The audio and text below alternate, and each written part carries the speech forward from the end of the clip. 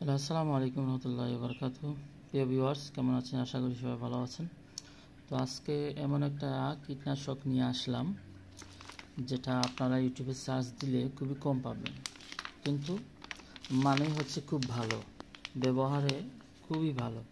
তো এর জন্য আপনাদের সাথে এমন একটা কীটনাশক পরিচয় করিয়ে দিতে চাই, সেটা হলো ফিলবার্ড 3GR।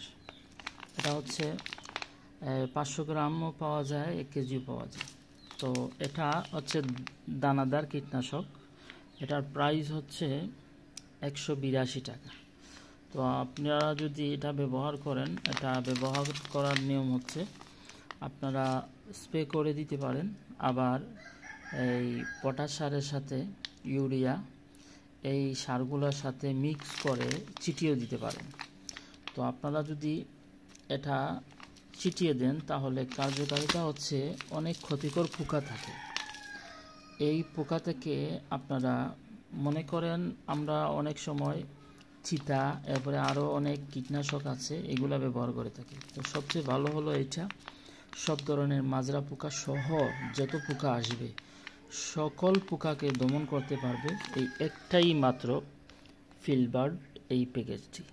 এর জন্য আপনারা এই ধান কাটার আগ পর্যন্ত 2 বার স্প্রে করতে পারেন। একটা হচ্ছে এই ধান রোপণ করার পর এই 15 থেকে 20 দিনের ভিতরে আপনারা স্প্রে করবেন, অথবা সারের সাথে ছিটিয়ে দিতে পারেন।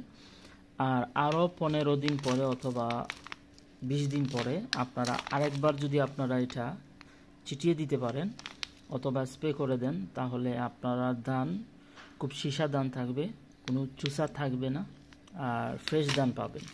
তো আশা করি আপনারা এই ফিলবার্ড 3GR এটা সম্পর্কে অবশ্যই জানতে পেরেছেন। তো আশা করি এটা ব্যবহার করে দেখতে পারেন। আমি অবশ্যই এটা উপকৃত হয়েছি বিদায় আমি একটা ব্যবহার করছি।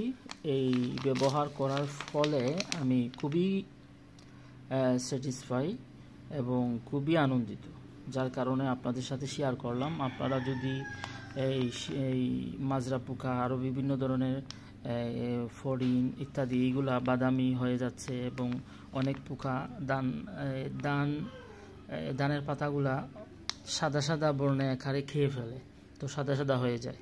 তো এগুলা সব ধরনের পোকা থেকে আপনারা একমাত্র একটাই প্যাকেট আছে যেটা ব্যবহার করলে সকল পোকা থেকে আপনারা পরিত্রাণ পাবেন।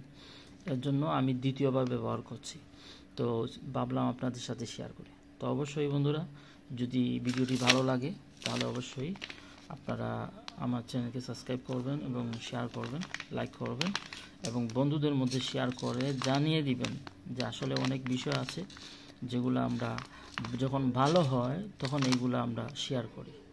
তো আমার কাছে খুব ভালো লেগেছে বিদায় আপনাদের সাথে শেয়ার করলাম। তো দেখা হবে পরবর্তী কোনো ভিডিওতে। ভালো থাকেন। আসসালামু আলাইকুম।